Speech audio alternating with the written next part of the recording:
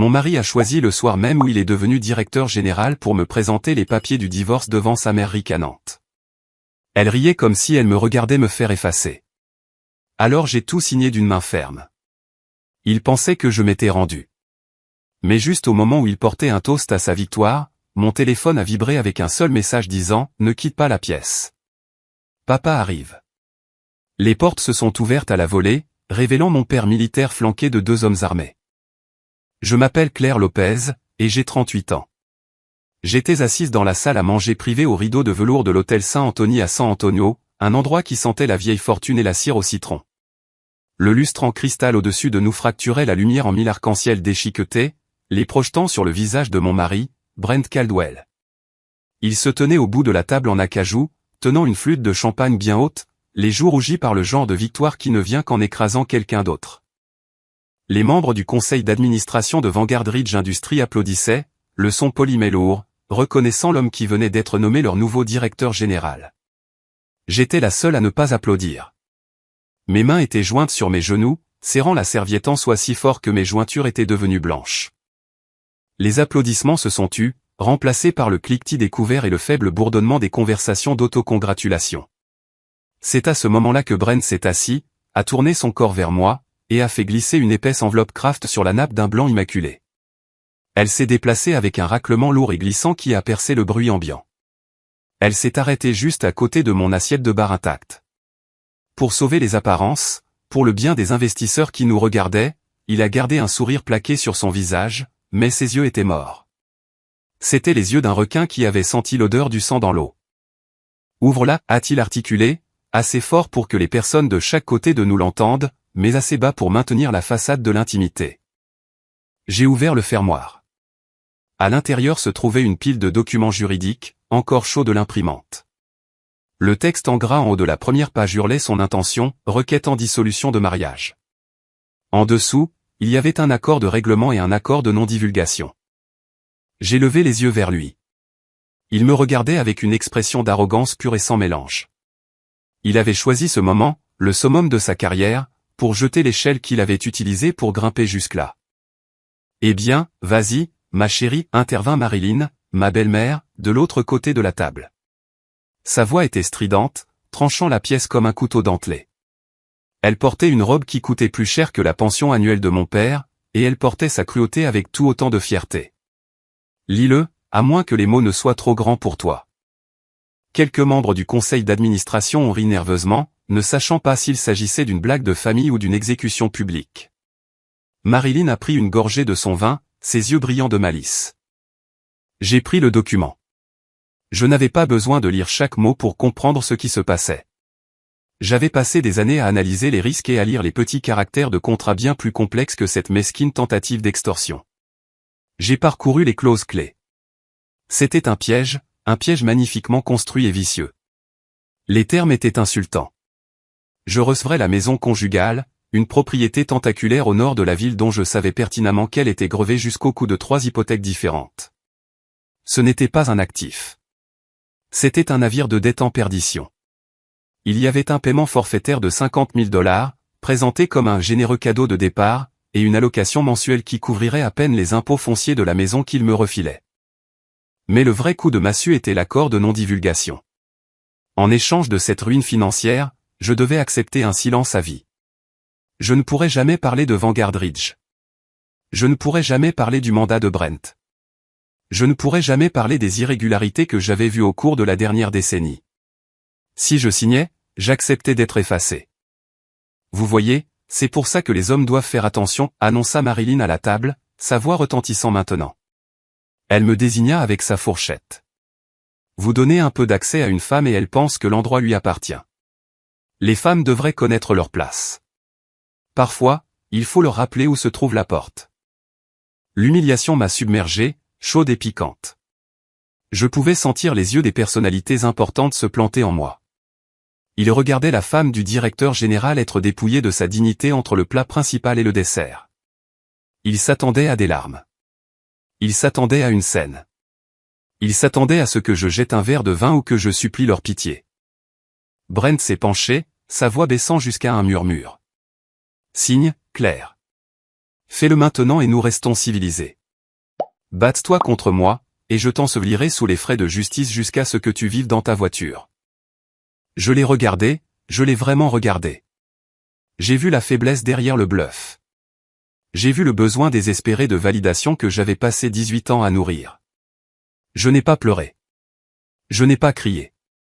J'ai fouillé dans mon sac à main et j'en ai sorti mon propre stylo. C'était un lourd stylo plume en argent que mon père m'avait offert pour mon diplôme universitaire. Je l'ai débouché. Le son de la plume qui grattait le papier était la seule chose que je pouvais entendre. Je suis allé à la dernière page du règlement. J'ai signé mon nom, Claire Lopez Caldwell. Je l'ai daté. Je suis passé à l'accord de non-divulgation. Je l'ai signé aussi. J'ai signé la renonciation au droit. J'ai signé le transfert de la maison criblée de dettes. J'ai signé chaque page d'une main ferme, tournant les feuilles avec un claquement rythmé. Le silence s'est fait dans la pièce. Ils étaient stupéfaits. Marilyn a même arrêté de mâcher. Brent a cligné des yeux, son expression suffisante vacillant une fraction de seconde avant de se recomposer en triomphe. Il pensait que j'étais brisé. Il pensait que je me roulais par terre et que je montrais mon ventre comme un chien effrayé. J'ai rebouché le stylo et l'ai remis dans mon sac. J'ai repoussé les papiers signés vers lui sur la table. Voilà, ai-je dit, ma voix calme et égale. Tout est à toi. Brent a arraché les papiers, vérifiant les signatures comme s'il ne pouvait pas croire à sa chance. Il a laissé échapper un souffle qu'il avait retenu. Bonne fille, a-t-il dit. Je me suis levé. La chaise a raclé le sol, un son dur qui a fait sursauter deux des investisseurs. J'ai lissé le devant de ma robe. Je vais aux toilettes, ai-je annoncé. Brent a fait un geste de la main dédaigneux, se tournant déjà vers l'homme à sa droite pour accepter une autre salve de félicitations. Il avait ce qu'il voulait. Je n'étais plus une personne pour lui, j'étais un détail qui avait été réglé. Je me suis penché, rapprochant mon visage de son oreille. L'odeur de son eau de Cologne coûteuse, un parfum que j'aimais autrefois, me donnait maintenant la nausée. Brent, ai-je murmuré. Il a légèrement tourné la tête, agacé par l'interruption. Quoi? Tu viens de signer pour toi-même la sentence la plus chère de ta vie. Je me suis reculé avant qu'il ne puisse comprendre les mots. Je me suis éloigné de la table, mes talons claquant sur le parquet, gardant le dos droit et la tête haute. Je pouvais sentir le regard de Marilyn me brûler un trou entre les omoplates, mais je n'ai pas regardé en arrière. Je suis sorti dans le couloir. Les lourdes portes doubles se sont fermées derrière moi, étouffant le son de la fête. Le couloir était vide, bordé de moquettes épaisses et d'appliques dorées. Le silence était soudain et écrasant. Je me suis appuyé contre le mur, laissant échapper une longue respiration tremblante. Mon cœur martelait mes côtes comme un oiseau piégé. Je l'avais fait. J'avais appâté le piège. Mais maintenant, j'étais seul, et le poids de ce à quoi je faisais face s'est abattu sur moi. J'étais une femme seule contre une société, contre une famille avec des millions de dollars et zéro morale. Mon téléphone a vibré dans ma pochette. Je l'ai cherché à tâtons, mes doigts tremblant légèrement. Je l'ai sorti. L'écran s'est allumé avec un nouveau message. Il provenait d'un numéro que je n'avais pas enregistré, mais je savais de qui il s'agissait. Je reconnaîtrais cette brièveté n'importe où. Ne quitte pas la pièce. Papa arrive. J'ai fixé l'écran. Les mots se sont brouillés une seconde. Papa. Il arrivait. J'ai regardé l'horodatage. Il avait été reçu il y a une minute. Un calme soudain et féroce s'est installé en moi. Le tremblement de mes mains s'est arrêté. La peur qui m'avait serré la gorge s'est évaporée, remplacée par une résolution froide et dure. Je n'étais pas seul, et je n'étais pas la victime ici. J'ai remis le téléphone dans mon sac. J'ai vérifié mon reflet dans un miroir du couloir. Mon rouge à lèvres était parfait. Mes yeux étaient clairs. Je me suis retourné. J'ai marché vers les portes doubles de la salle à manger privée. Je les ai poussées. La conversation à l'intérieur s'est calmée lorsque je suis rentré. Brent a levé les yeux, fronçant les sourcils. Il s'attendait à ce que je m'enfuis. Il s'attendait à ce que je m'échappe dans la nuit, honteuse et vaincue. Au lieu de cela, je suis retourné à la table. J'ai tiré ma chaise. Je me suis assise. J'ai pris mon verre de vin et j'ai bu une lente gorgée, regardant directement Marilyn par-dessus le bord. J'ai souri. Ce n'était pas un joli sourire. C'était le sourire de quelqu'un qui entend le tonnerre bien avant que quiconque ne voit l'éclair. Je me suis installé, j'ai lissé ma serviette sur mes genoux, et j'ai attendu que le deuxième acte commence. Je suis rentré seul à la maison dans le silence d'une voiture qui ressemblait plus à un tombeau qu'à un véhicule. Le moteur fredonnait un rythme bas et régulier qui contrastait avec le chaos que je venais de laisser derrière moi à l'hôtel. Mais mon pouls ne s'emballait pas. Je ne pleurais pas. Je n'ai pas serré le volant jusqu'à ce que mes jointures blanchissent, ni n'ai crié dans le vide. C'étaient les réactions d'une femme au cœur brisé. Je n'avais pas le cœur brisé. J'étais calculatrice. Quand je suis arrivé dans l'allée de la vaste maison coloniale du côté nord, la maison que Brent m'avait si gracieusement offerte avec ses hypothèques paralysantes, je n'ai pas allumé les lumières. J'ai traversé le hall d'entrée dans le noir, mes talons claquant sur le marbre avec un son qui résonnait comme un métronome. J'ai navigué dans l'espace de mémoire, contournant le salon où nous organisions les fêtes de Noël et la salle à manger où Marilyn avait critiqué mes arrangements de table pendant 15 ans. Je suis allé directement à la chambre principale, suis entré dans le dressing, et j'ai écarté une rangée de manteaux d'hiver que je ne porterai plus jamais. Derrière un faux panneau dans le mur, que Brent croyait n'être qu'un accès à la plomberie, se trouvait un lourd coffre-fort en acier. J'ai tourné le cadran. Gauche jusqu'à 32, droite jusqu'à 14, gauche jusqu'à 88. La serrure a basculé avec un clic lourd et satisfaisant. J'ai ouvert la porte et j'ai ignoré la boîte à bijoux contenant les boucles d'oreilles en diamant que Brent m'avait offerte après sa première liaison. J'ai tendu la main au-delà de la pile d'argent liquide d'urgence. Ma main s'est refermée sur un épais dossier accordéon noir. Je l'appelais le dossier du mariage. Je l'ai emporté dans mon bureau à domicile, une pièce où Brent entrait rarement car il la trouvait ennuyeuse. Il supposait que j'utilisais cet espace pour planifier des galas de charité ou organiser le budget du ménage. C'était la plus grande erreur de sa vie. Vous voyez, la famille Caldwell m'avait toujours vu à travers une lentille très spécifique, très étroite. Pour eux, j'étais Claire la femme au foyer, Claire le système de soutien, Claire la femme qui avait l'air bien dans une robe de cocktail et savait quand hocher la tête poliment. Ils croyaient que mon diplôme en économie n'était qu'un bout de papier que j'avais acquis pour passer le temps avant de trouver un mari. Ils ne connaissaient pas Marilyn Advisory. Au cours des 7 dernières années, sous un nom de jeune fille et via un serveur distant crypté, j'avais travaillé comme analyste principal des risques pour Marilyn, un cabinet spécialisé dans l'audit jury comptable pour les sociétés en difficulté. Je ne comprenais pas seulement les chiffres. Je comprenais comment les gens les cachaient. Je passais mes journées à traquer le genre exact de pourriture que Brent essayait de couvrir avec de l'eau de Cologne et du charisme. Je me suis assise à mon bureau et j'ai allumé mon ordinateur portable. La lumière bleue a baigné le dossier noir alors que je l'ouvrais. À l'intérieur ne se trouvait pas une collection de lettres d'amour ou de photos. C'était un cimetière d'irrégularités financières. Je me méfiais de Brent depuis longtemps, mais pas pour les raisons qu'il pensait. Il pensait que j'étais jalouse de ses nuits tardives. En réalité, je me méfiais des documents qu'il ramenait à la maison, ceux qu'il faisait glisser sur la table de la cuisine un mardi soir avec un air désinvolte, me demandant de signer en tant que témoin ou bénéficiaire conjugal. Il disait des choses comme « Oh, c'est juste de la conformité standard pour la nouvelle fusion » ou « Le service juridique en a besoin pour l'audit de l'assurance ». Je les avais signés, mais je les avais aussi scannés. J'ai étalé les papiers sur le bureau. Ce soir, il ne s'agissait pas de découverte. Ce soir, il s'agissait d'assemblage.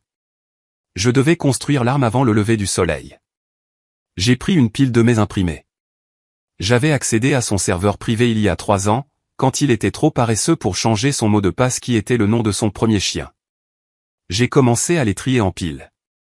La première pile concernait les sociétés écrans. Il y avait ici des factures d'une société appelée Apex Logistique, basée dans une boîte postale au Delaware. Vanguard Ridge avait payé Apex plus de 400 000 $ au cours du dernier exercice fiscal pour des services de conseil. Je savais pertinemment que Vanguard n'utilisait pas de consultants en logistique externe.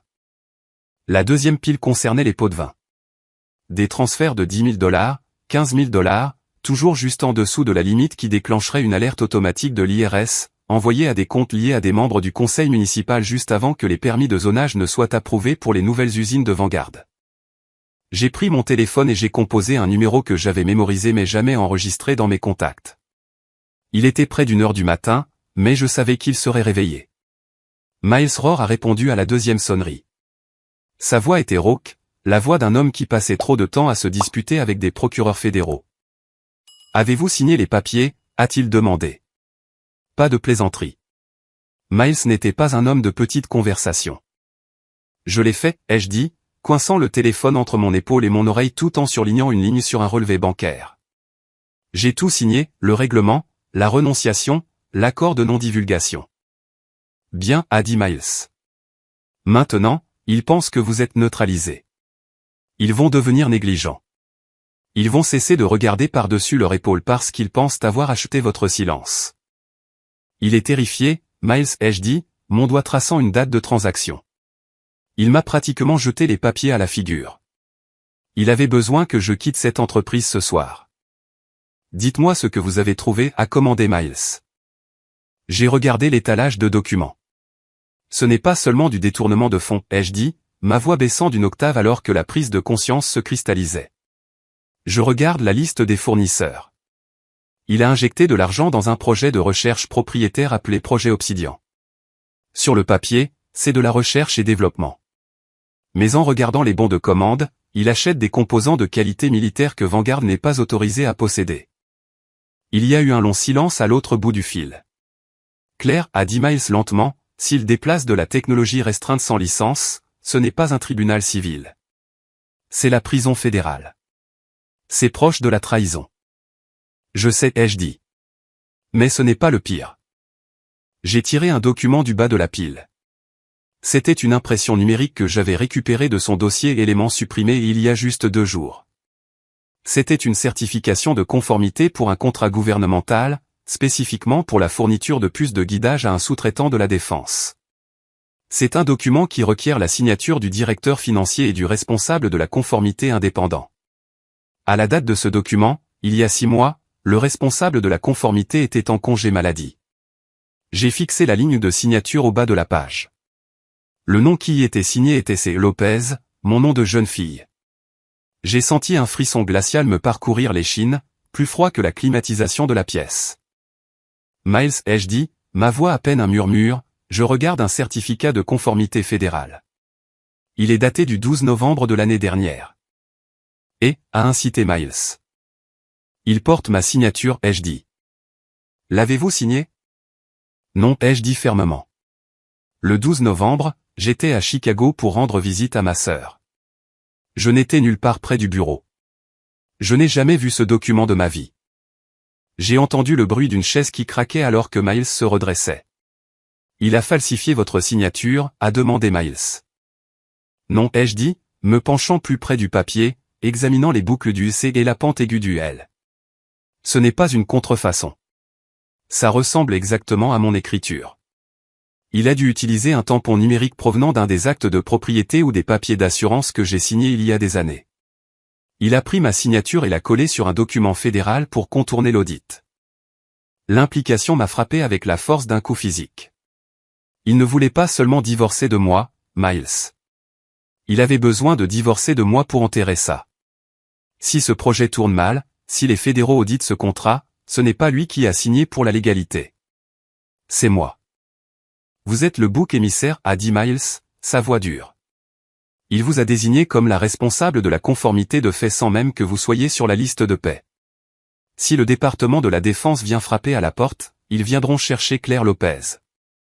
J'ai regardé le document, le mensonge écrit à l'encre noire qui portait mon nom.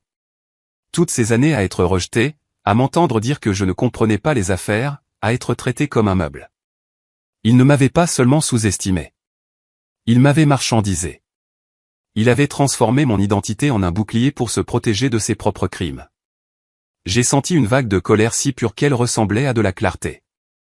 Il pense que je suis son bouclier, ai-je dit à Miles. J'ai raccroché le téléphone et j'ai fixé le document. L'horodatage sur les métadonnées du fichier montrait qu'il avait été modifié 3 heures avant la fête de ce soir. Il nettoyait le serveur, consolidait les fichiers, s'assurant que si quelqu'un regardait, tous les chemins mèneraient à son ex-femme. J'ai alors réalisé que l'accord de non-divulgation n'était pas pour m'empêcher de parler de son argent.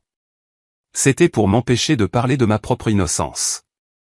J'ai attrapé le disque dur externe que j'avais préparé, celui contenant chaque fichier des serveurs de Marilyn qui liait les comptes personnels de Brent à ses contrats frauduleux. Je ne suis pas le bouclier, ai-je murmuré à la pièce vide. Je suis l'épée. Et puis je l'ai vu. Dans le coin inférieur du certificat, en caractères microscopiques, se trouvait un code de référence. Il menait à un serveur secondaire, auquel je n'avais pas pu accéder auparavant. Mais maintenant, en regardant le motif du code, je l'ai reconnu. C'était sa date de naissance à l'envers combinée à la date de notre mariage. Même dans ses crimes, il était sentimental quant à sa possession de moi. J'ai tapé le code dans le terminal. L'écran a clignoté, et un nouveau dossier s'est ouvert. Mon souffle s'est coupé dans ma gorge. Ce n'était pas juste un contrat. C'était une liste de pots de vin. Et tout en haut, autorisé par une signature qui ressemblait terriblement à la mienne, se trouvait un transfert de 2 millions de dollars vers un compte offshore aux îles Caïmans. Je l'avais. Je l'avais coincé. Mais je savais aussi que si j'agissais trop tôt, il prétendrait que j'étais une ex-femme amère qui fabriquait des preuves. Je devais attendre qu'il active la phase finale de son plan. J'ai fermé l'ordinateur portable. L'obscurité de la pièce est revenue en force. Mais je n'avais plus peur du noir. Je savais exactement ce qui s'y cachait. J'étais assise dans le fauteuil en cuir de mon bureau à domicile, le silence de la maison vide pressant contre mes oreilles. L'adrénaline de l'hôtel et la découverte de la signature falsifiée commençaient à se transformer en une pierre froide et lourde dans mon estomac. J'ai regardé la photo de mariage sur le coin du bureau. Elle datait de 18 ans. Nous avions l'air si jeunes. Brent avait l'air terrifié, et moi j'avais l'air adoratrice. Si vous regardiez attentivement cette photo, vous pouviez voir la dynamique qui définirait les 2 décennies suivantes de ma vie. Je me penchais vers lui, le soutenant, et il regardait l'appareil photo, attendant les applaudissements. J'ai rencontré Brent quand Vanguard Ridge n'était pas un titan de l'industrie, mais une start-up en difficulté qui perdait de l'argent à flot dans un entrepôt loué à la périphérie d'Austin. Il était charmant, ambitieux et complètement désorganisé. Il avait de grandes idées sur la fabrication de composants, mais aucune idée de comment gérer les flux de trésorerie ou naviguer dans la conformité réglementaire. J'avais 20 ans, une analyste débutante avec un cerveau qui fonctionnait en feuille de calcul et en probabilité de risque. Je suis tombée amoureuse de son potentiel. C'est la chose la plus dangereuse qu'une femme comme moi puisse faire. Je suis tombée amoureuse du projet qui le représentait. Pendant les 5 premières années, je n'étais pas seulement sa femme. J'étais sa directrice financière non créditée. Je travaillais une journée complète à mon propre emploi, puis je rentrais à la maison et travaillais jusqu'à 2 heures du matin pour redresser ses comptes. J'ai construit l'architecture financière qui a sauvé l'entreprise. J'ai conçu les protocoles de réduction des coûts qui ont rendu son premier trimestre rentable. J'ai créé les modèles de prévision qu'il a utilisés pour obtenir son premier prêt d'1 million de dollars. Je me souviens de la nuit où il a remporté le prix de l'entrepreneur de l'année. J'avais écrit son discours de remerciement. Je l'avais coaché sur la cadence, sur les moments où il fallait faire une pause pour créer un effet, sur la façon d'avoir l'air humble mais autoritaire. Il s'est tenu sur cette scène, le projecteur frappant ses dents parfaites, et il a remercié ses parents. Il a remercié ses mentors. Il a remercié ses copains de golf. Il ne m'a pas remercié. Quand je lui ai posé la question plus tard dans la voiture en rentrant, il a ri. Il a dit, « Chérie, c'est une question de marque. Les investisseurs doivent me voir comme le visionnaire unique. Cela déroute le marché s'ils pensent que je m'appuie sur ma femme. Tu comprends, n'est-ce pas? » Je comprenais. J'ai toujours compris. Je me suis dit que c'était un partenariat. Même si mon nom n'était pas sur la porte, je me disais que j'étais la fondation. Et les fondations sont censées être invisibles. Mais la fondation se fissurait bien avant ce soir. La famille Caldwell ne m'a jamais laissé oublier que j'étais une acquisition, pas une fusion.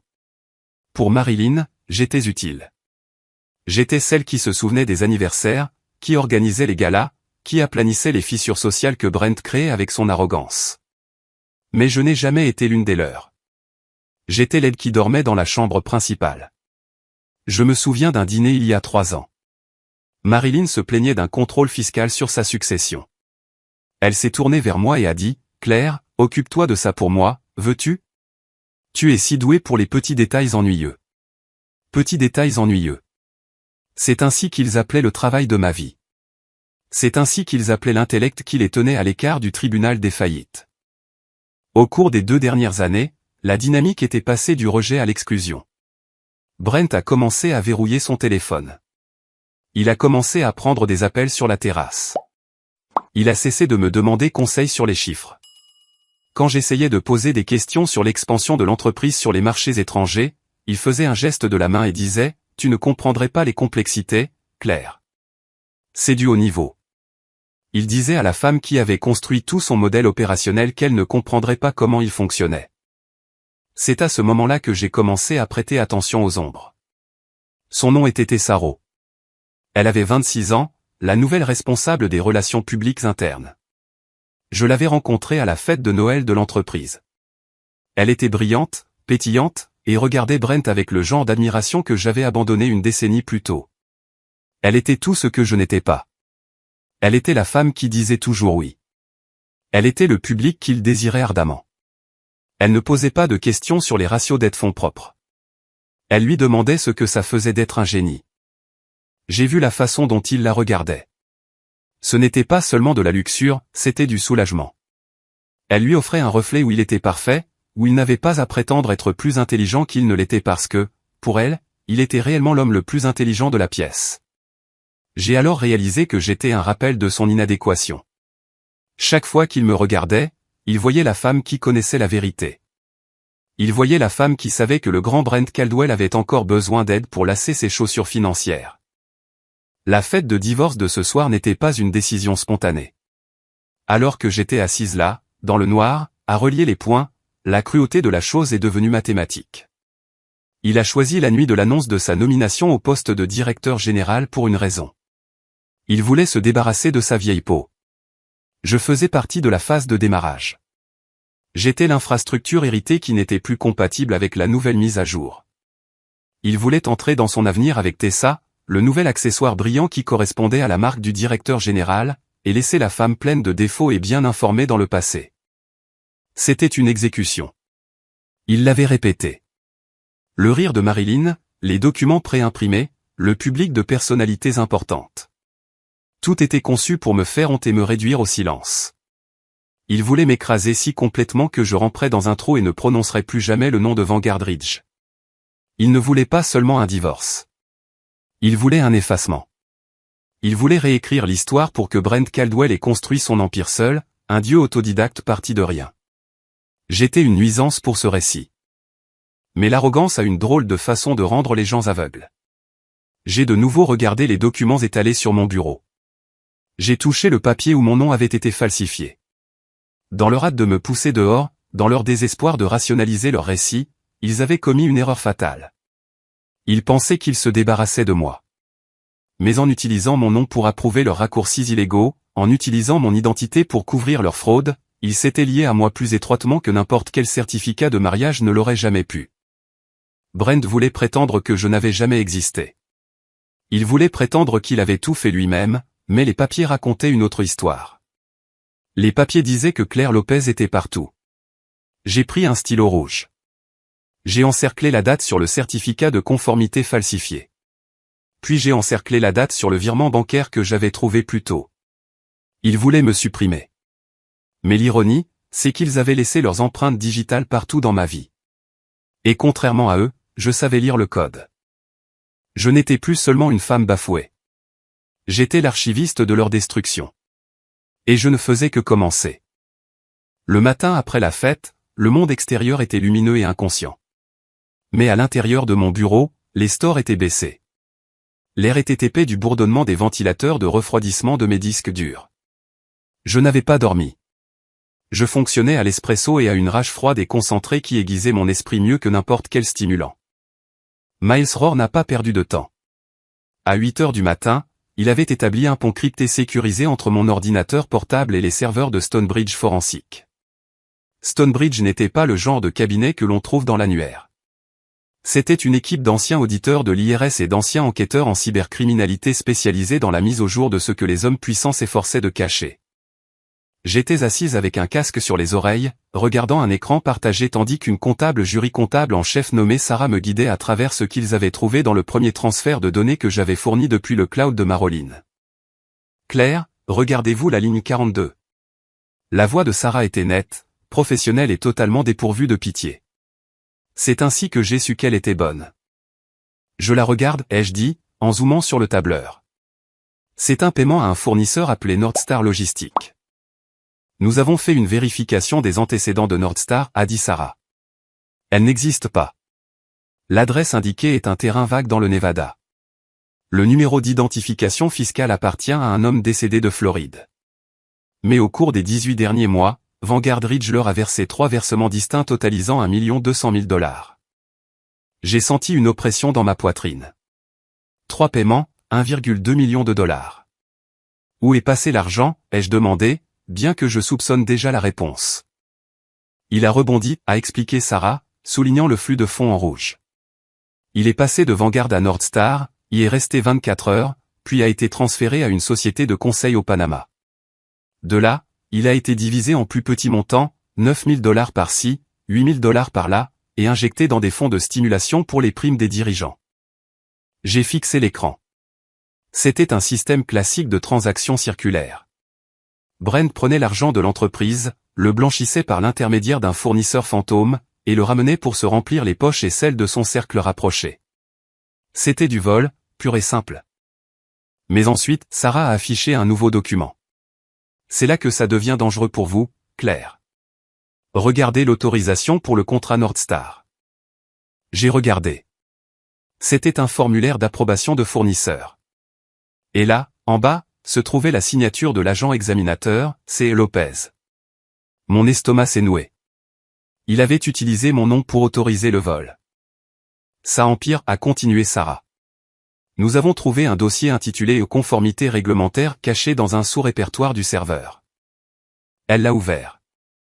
À l'intérieur se trouvaient des dizaines de fichiers PDF, des certifications de sécurité pour l'équipement d'usine, des déclarations d'impact environnemental, des audits des normes du travail. Chacun d'eux portait ma signature ou mon tampon numérique. Je me suis assise dans mon fauteuil, le sang se retirant de mon visage. Ce n'était pas seulement des mémos internes. C'étaient des exigences fédérales.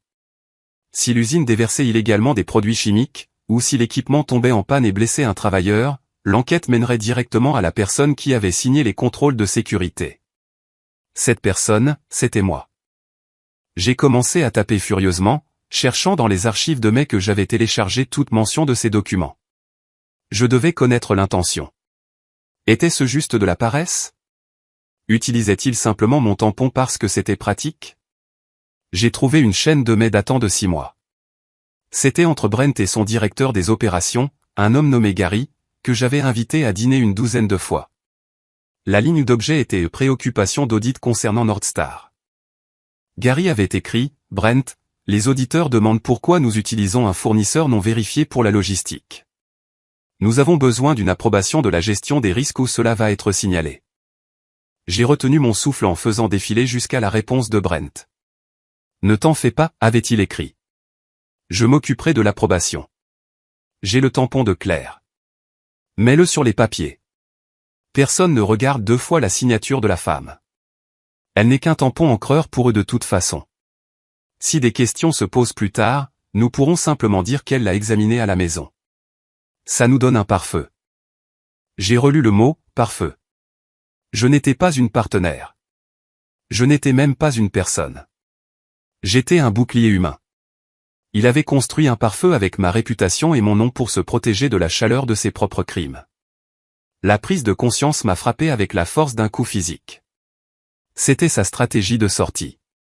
Il savait que l'entreprise pourrissait de l'intérieur à cause de son détournement de fonds. Il savait que tôt ou tard, les régulateurs viendraient frapper à la porte. Et quand il le ferait, il prévoyait de se tenir là, le directeur général affligé et trahi, et de dire « Je n'en avais aucune idée ». Ma femme s'occupait de la conformité. Je lui ai fait confiance, et elle a trahi l'entreprise. Il s'en tirerait avec l'argent. J'irai en prison pour fraude et détournement de fonds. J'ai pris mon téléphone et j'ai envoyé un message à Miles. Il me piège. Ce n'est pas seulement la maison.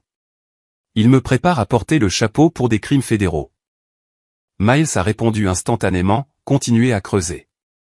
Nous avons besoin d'une chronologie. Prouvez la préméditation. Je suis retourné à mes écrans.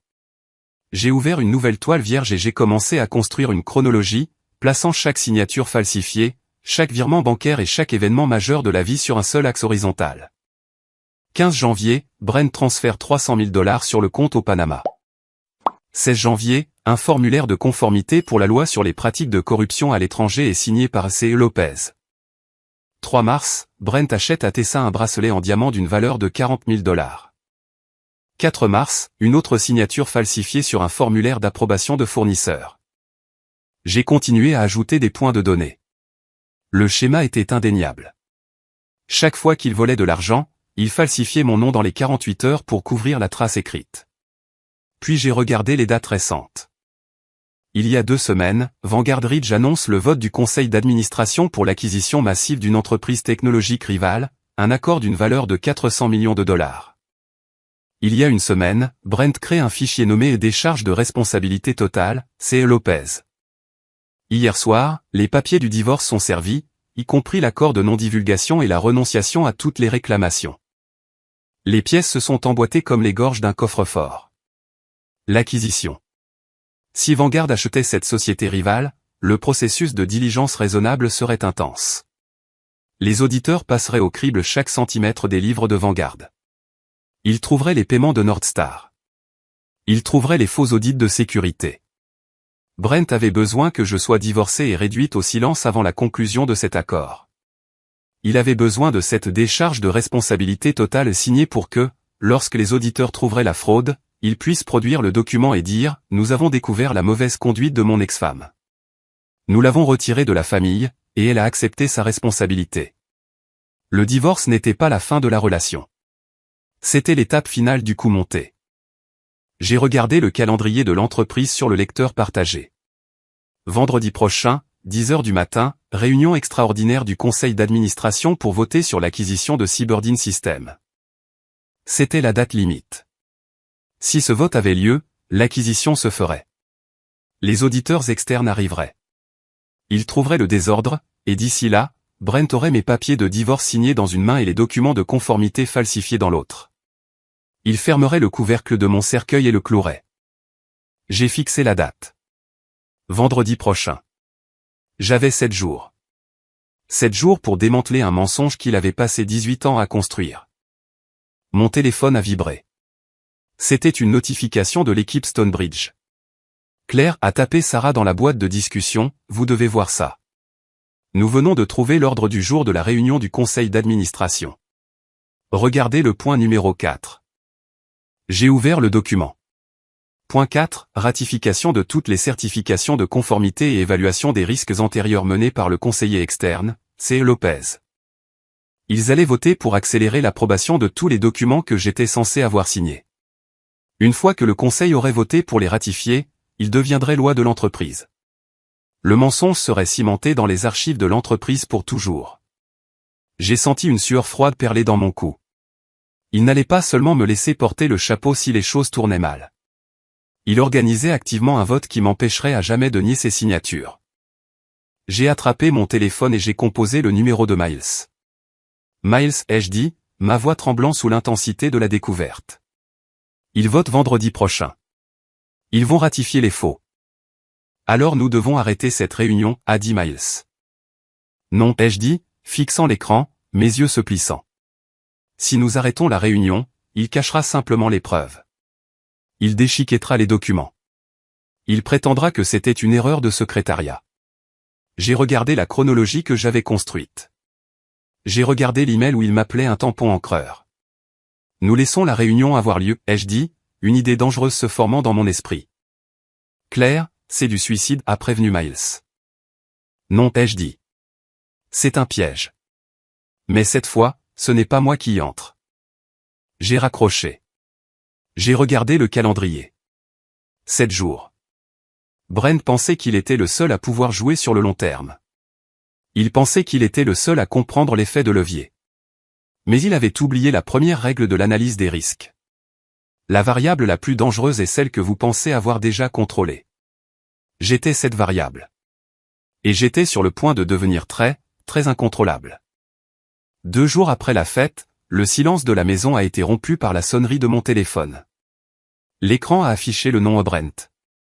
Il était 11 heures du matin un mardi.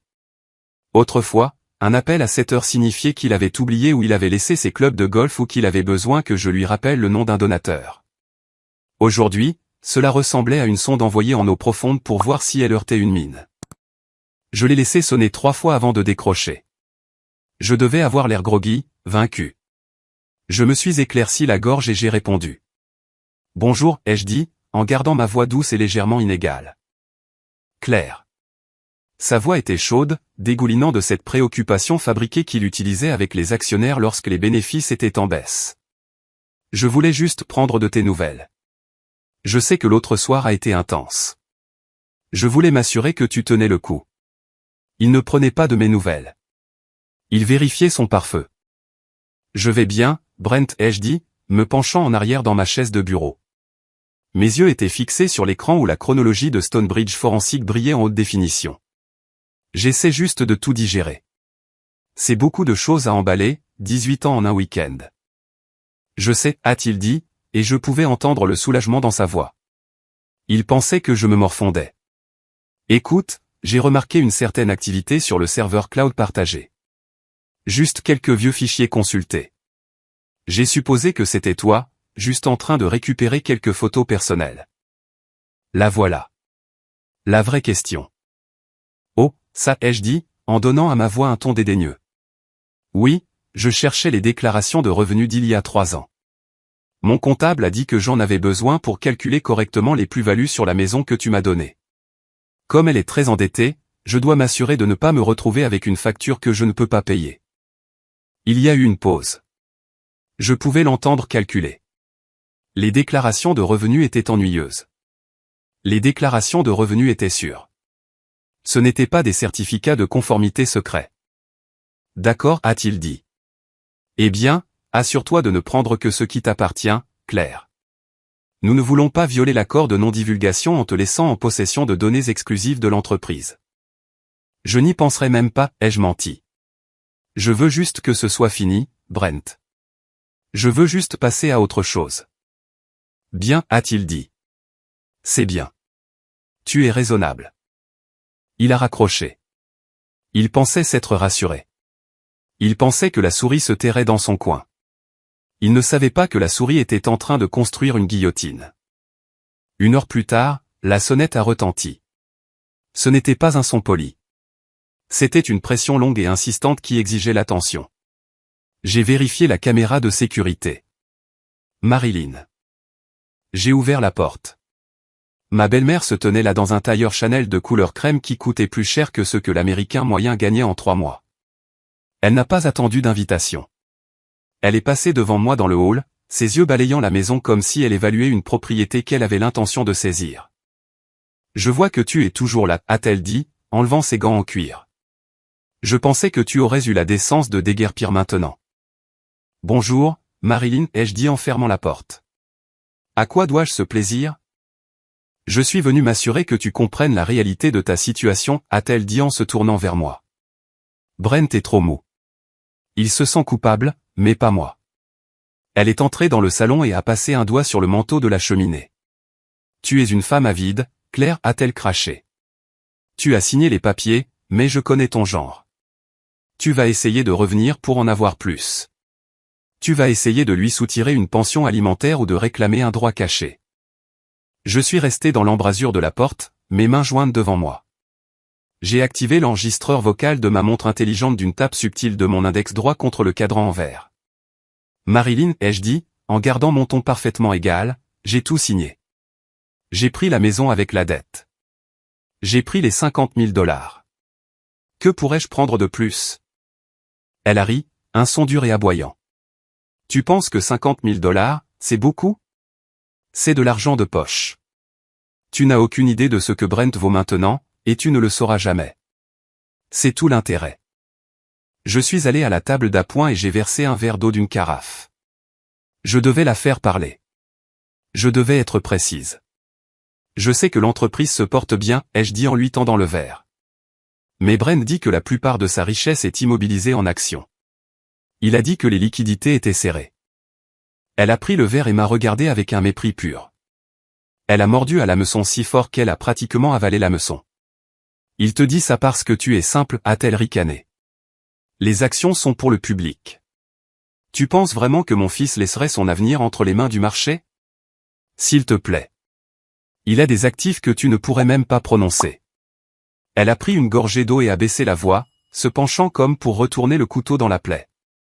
Ce seul compte au Caïman a de quoi acheter ce quartier 2 fois, a-t-elle murmuré, ses yeux brillants de malice. Et le meilleur, c'est que c'est complètement invisible pour le fisc américain. Il a été assez malin pour le déplacer avant que le divorce ne soit déposé. Alors tu peux creuser tout ce que tu veux, petite sangsue. Tu n'en trouveras jamais la moindre trace. J'ai senti une montée d'adrénaline. Elle venait de confirmer l'existence du compte au Caïman et le moment du transfert. C'était un aveu de dissimulation d'actifs lors d'une procédure de divorce. C'était un crime. Merci de me le dire, Marilyn, ai-je dit. Cela m'aide à comprendre pourquoi il a été si généreux avec la maison. Je ne te le dis pas pour que tu comprennes, a-t-elle cassé, posant le verre assez fort pour risquer de fissurer le sous-verre. Je te le dis pour que tu saches que tu es vaincu. N'essaie pas de contester l'accord de non-divulgation. N'essaie pas de poursuivre. Si tu le fais, nous t'enterrons. Nous avons des juges dans notre poche. Nous avons des avocats qui mangent des gens comme toi pour le sport. Elle a ajusté sa veste et s'est dirigée vers la porte. Souviens-toi de ta place, Claire. Tu étais une invitée dans notre monde. Et l'heure du départ est passée. Elle a claqué la porte derrière elle. J'ai attendu 5 secondes, puis j'ai de nouveau tapoté ma montre pour sauvegarder l'enregistrement. J'ai nommé le fichier Confession Marilyn, dissimulation d'actifs. Je l'ai envoyé immédiatement à Miles. 20 minutes plus tard, mon téléphone a de nouveau vibré. C'était un message de Brent. Le ton avait complètement changé. Il devait avoir parlé à Marilyn. Il devait avoir réalisé que sa petite tournée de victoire avait peut-être exposé une faille dans son armure. Ou peut-être ressentait-il simplement la pression de la prochaine réunion du conseil d'administration. Le message disait « J'espère que tu ne te fais pas d'idée à cause de ma mère. Elle parle trop. Mais écoute-moi. Si tu essaies de rouvrir le règlement, je te poursuivrai pour rupture de contrat. Je te poursuivrai pour diffamation. Je m'assurerai que tu ne travailles plus jamais dans la finance. J'ai des gens qui s'occupent des problèmes comme toi. Ne me teste pas. » Il était en train de perdre le contrôle. Il me menaçait avec des jambes et une ruine professionnelle parce qu'il était terrifié. Un homme qui est sûr de sa victoire n'envoie pas de menaces par message texte un mardi après-midi. Je ne lui ai pas répondu. J'ai transféré la capture d'écran à Miles avec une seule légende, il commence à avoir peur. Je suis retourné à mon bureau. C'était l'heure du dernier mouvement de la journée. J'avais les preuves. J'avais la chronologie. J'avais l'enregistrement. Mais le garder sur mon ordinateur portable était dangereux. S'il décidait d'envoyer ces gens dont Brent parlait pour entrer par effraction chez moi et voler mon ordinateur, je perdrais tout. Je me suis connecté à l'interface de Marilyn Advisory. Ce n'était pas un cloud public. C'était une ferme de serveurs située dans un bunker en Suisse, protégée par 3 couches de cryptage biométrique. C'était l'équivalent numérique d'un coffre-fort de banque. J'ai sélectionné le dossier intitulé Projet Caldwell. Il contenait les signatures falsifiées, les factures de Nordstar, la chronologie du détournement de fonds, l'enregistrement de Marilyn, les captures d'écran des menaces de Brent. J'ai lancé le téléchargement. La barre de progression a avancé sur l'écran, 10%, 40%, 80%. J'ai regardé la ligne verte avancer. À chaque point de pourcentage, le poids sur mes épaules s'allégeait. Une fois ces données sur les serveurs de Marilyn, elles étaient intouchables. Même s'il brûlait ma maison, la vérité survivrait. Téléchargement terminé. J'ai fermé l'ordinateur portable. Je suis resté assise dans la faible lumière de la pièce, écoutant le bourdonnement du disque dur qui s'arrêtait. Il pensait avoir affaire à une femme bafouée qui réagissait émotionnellement. Il ne réalisait pas qu'ils avaient affaire à une analyste des risques professionnels qui venait de sauvegarder tout son dossier hors site. Je me suis levé pour m'étirer, sentant la première pointe de faim que j'avais ressentie en 2 jours. Je me suis dirigé vers la cuisine. Mon téléphone a de nouveau vibré. J'ai fait une pause. J'ai supposé que c'était encore Brent, revenant avec une autre menace. Ou peut-être Marilyn, réalisant qu'elle en avait trop dit. J'ai pris le téléphone. C'était un message texte, mais le numéro n'était pas celui de Brent. Ce n'était pas celui de Marilyn. Ce n'était pas celui de Miles. C'était un numéro que je ne reconnaissais pas. J'ai ouvert le message. Nous devons parler. J'ai les fichiers qu'il m'a dit de supprimer. J'ai fixé l'écran. Les fichiers qu'il m'a dit de supprimer. Il n'y avait qu'une seule personne qui aurait accès aux fichiers que Brent ordonnerait de supprimer. Une personne assez proche pour recevoir ses ordres, mais peut-être assez effrayée pour ne pas les suivre. Ce n'était pas une amie. C'était l'ennemi. Mais dans une guerre comme celle-ci, parfois l'ennemi de votre ennemi est la seule arme qu'il vous reste. J'ai regardé le message texte du numéro inconnu pendant un long moment. Le nom de Tessaro ressemblait à un éclat de verre dans ma bouche. Mon instinct était de bloquer le numéro, de jeter le téléphone à travers la pièce, de refuser de m'engager avec la femme qui avait aidé à démanteler mon mariage. Mais je n'agissais plus par instinct. J'agissais sur la base de renseignements. Et les renseignements exigeaient de recueillir des données de toutes les sources disponibles, même si cette source était la personne qui couchait avec mon mari. J'ai accepté de la rencontrer, pas chez moi, et certainement pas dans les bureaux de Vanguard. J'ai choisi un petit restaurant ouvert 24 heures sur 24 en bordure du quartier industriel, un endroit où les camionneurs et les travailleurs postés mangeaient de la tarte à 3 heures du matin. C'était un terrain neutre, sans prétention, et loin du circuit des country clubs où Marilyn pouvait avoir des espions. Je suis arrivé 15 minutes en avance. Je me suis assise dans une banquette face à la porte, le dos contre le mur. J'ai commandé un café noir et j'ai attendu. Quand Tessa est entrée, elle ne ressemblait pas au trophée brillant et triomphant que j'avais vu dans les pages mondaines. Elle portait un trench coat ceinturé serré autour de sa taille, et ses cheveux, habituellement parfaitement bruchés, étaient attachés en un chignon désordonné. Elle portait des lunettes de soleil noires, même s'il faisait couvert et qu'il pleuvait dehors. Elle a regardé par-dessus son épaule 2 fois avant de me repérer. Elle s'est glissée dans la banquette en face de moi. Elle a enlevé ses lunettes de soleil, et j'ai vu les cernes sous ses yeux. Elle avait l'air terrifiée. Je n'ai pas dit bonjour. Je l'ai juste regardée. Je ne pensais pas que tu viendrais, a-t-elle dit, sa voix tremblant légèrement. Elle a fait signe à la serveuse pour avoir de l'eau, ses mains tremblant alors qu'elle lissait la serviette sur la table. Je suis curieuse, Tessa, ai-je dit, en gardant ma voix plate. Habituellement, la maîtresse attend que l'encre soit sèche sur les papiers de divorce pour faire un tour d'honneur. Où es-tu venu demander des conseils sur la façon d'enlever les taches de vin rouge des tapis? Elle a tressailli. C'était une petite réaction satisfaisante, mais elle s'est vite remise. Je ne suis pas ici pour me battre avec toi, Claire, a-t-elle dit en se penchant sur la table. Et je ne suis pas ici pour me vanter. Je suis ici parce que je pense que j'ai des ennuis. J'ai bu une lente gorgée de mon café. Tu couches avec un homme marié qui fait actuellement l'objet d'une enquête interne pour détournement de fonds. Oui, je dirais que tu as des ennuis. Mais cela ressemble à un problème personnel. Ce n'est pas seulement ça, a-t-elle sifflé, baissant la voix jusqu'à un murmure. Elle a de nouveau regardé autour du restaurant. Paranoïaque. Il me fait faire des choses. Faire des choses, ai-je demandé. Il m'a fait rester tard 3 soirs de suite, a-t-elle dit. Il m'a donné son identifiant d'administrateur. Il m'a dit de nettoyer les archives de mai. Il m'a dit de supprimer des fils de discussion spécifiques du serveur avant que l'audit d'acquisition ne commence la semaine prochaine. J'ai posé ma tasse de café. La céramique a cliqueté contre la soucoupe. Il t'a demandé de détruire des preuves, ai-je demandé. Il a dit que c'était juste pour nettoyer le vieux désordre, a-t-elle dit, les yeux grands et humides. Il a dit que c'était une procédure standard de supprimer les fichiers en double. Mais Claire, je les ai lus. J'ai lu les emails avant de les supprimer. Ce n'étaient pas des doublons. C'étaient des conversations avec des fournisseurs qui n'existent pas. C'étaient des brouillons des formulaires de conformité avec ton nom dessus. Elle a fouillé dans sa poche et a sorti une petite clé USB en argent. Elle l'a posée sur la table entre nous. Elle avait l'air inoffensive, comme quelque chose que l'on utiliserait pour stocker des photos de vacances. Je ne les ai pas supprimées, a-t-elle murmuré. Je les ai copiées. J'ai regardé la clé. Puis je l'ai regardée. Pourquoi, ai-je demandé. Pourquoi m'apporter ça?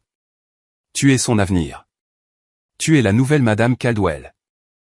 Elle a laissé échapper un rire amer et sec.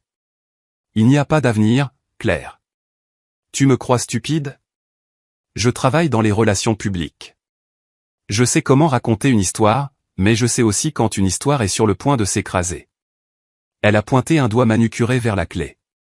Hier, il m'a dit de signer une déclaration sous serment attestant que je t'avais vu accéder au serveur sécurisé depuis chez toi. Il voulait que je mente. Il voulait que je dise que je t'avais vu falsifier les fichiers. Elle a pris une profonde inspiration. Si je signe ça et que les fédéraux débarquent, je ne suis pas seulement un témoin. Je suis une conspiratrice. Je risque l'obstruction à la justice. J'ai 26 ans, Claire.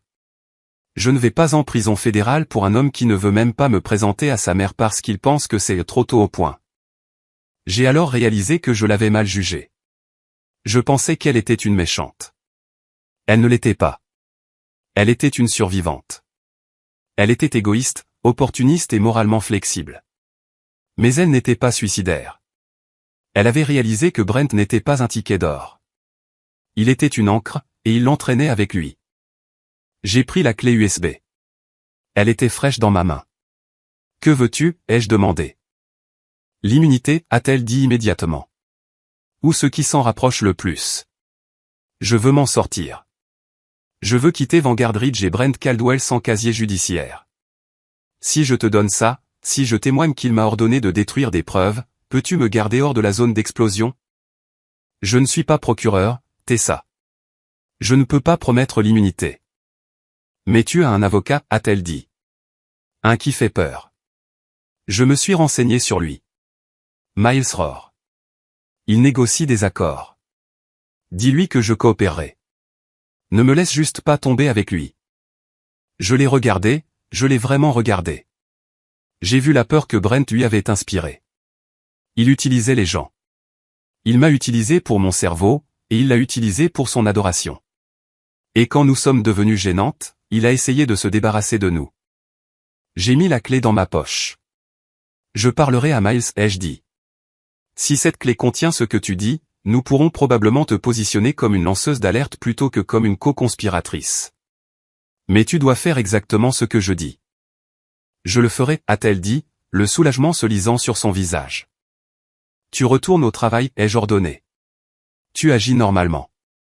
Tu prétends que tu as supprimé les fichiers.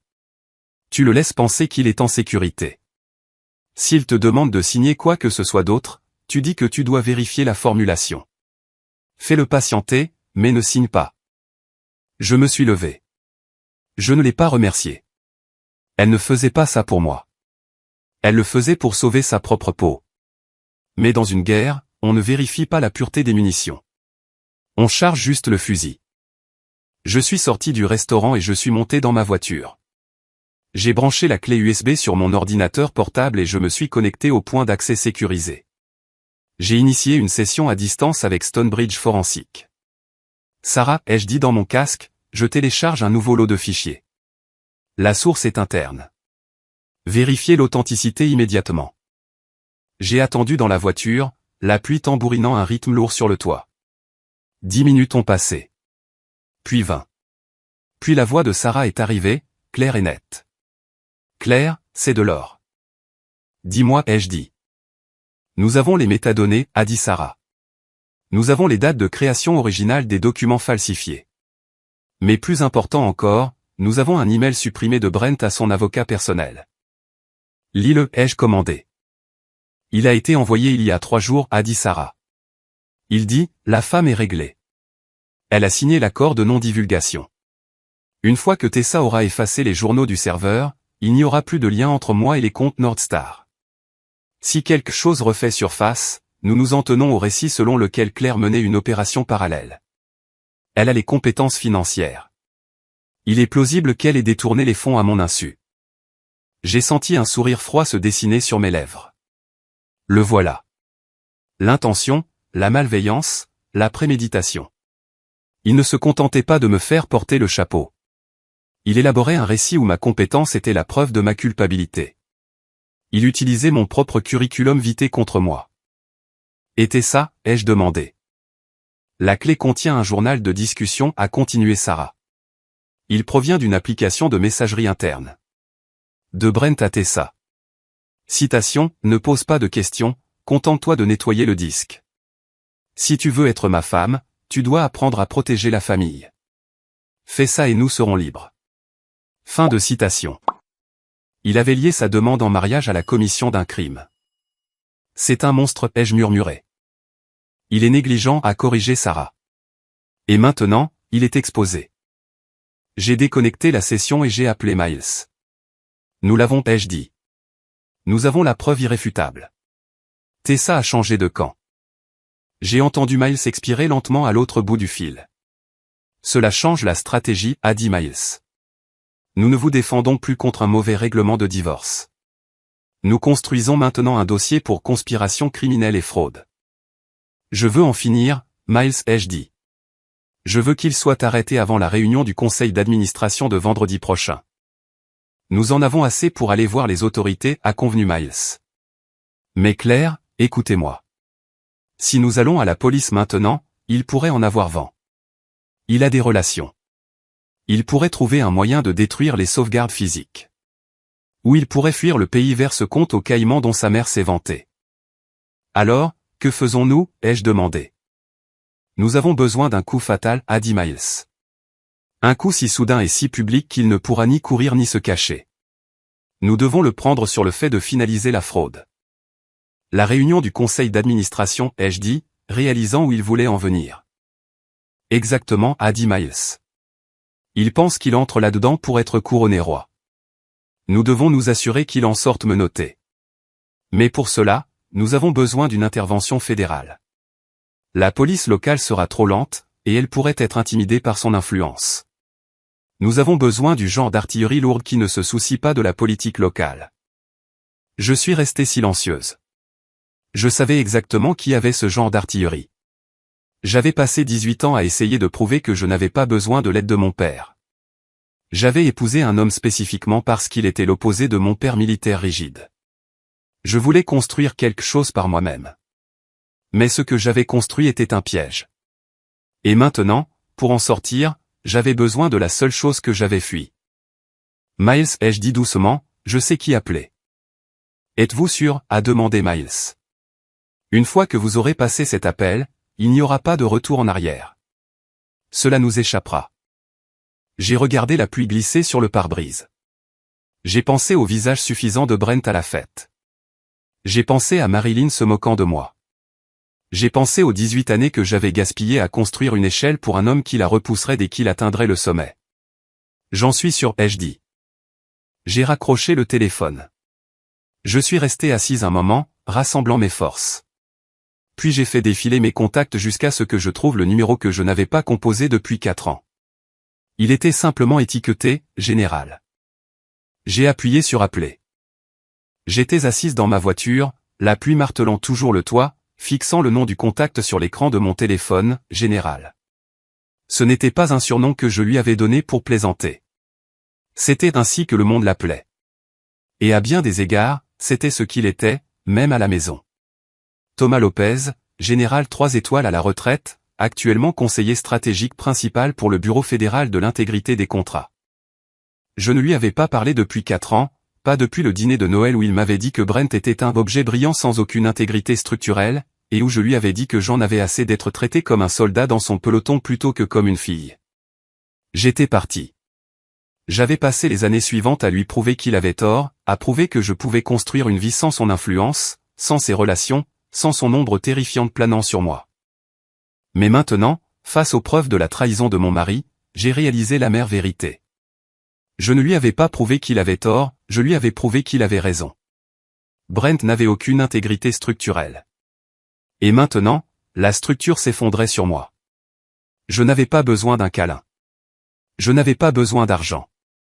J'avais besoin de la seule chose que mon père possédait en abondance, l'autorité pour arrêter un train en marche. J'ai appuyé sur le bouton d'appel. Le téléphone a sonné 1 fois, 2 fois. Lopez a répondu une voix. Ce n'était pas une question. C'était une déclaration de présence. Sa voix était exactement comme je m'en souvenais, du gravier sur de l'acier, dépourvu de chaleur superflue mais vibrant d'une grande vivacité. Papa, ai-je dit. Ma voix était stable. Il m'avait appris que la panique était un luxe que la survie ne permettait pas, c'est clair. Il y a eu un silence à l'autre bout du fil, lourd et épais. Je pouvais entendre le faible grattement d'un stylo sur du papier. Puis ça s'est arrêté. Claire, a-t-il dit. Le ton n'a pas changé. Es-tu en sécurité? Physiquement, oui, ai-je dit. Légalement, je suis dans la zone de tir. Je n'ai pas perdu de temps en excuses ou en politesse. Je savais comment il traitait l'information. Il voulait le titre, puis les renseignements, puis la demande. Brent dirige un système de fraude via Vanguard Ridge impliquant des contrats de défense fédéraux, ai-je dit, parlant clairement et rapidement. Il détourne des fonds par l'intermédiaire de fournisseurs fantômes. Il a falsifié ma signature sur des certificats de conformité pour contourner les audits. Il se prépare à conclure une fusion vendredi prochain qui ratifiera ses faux. Il me prépare à porter le chapeau pour 18 mois de vol systématique.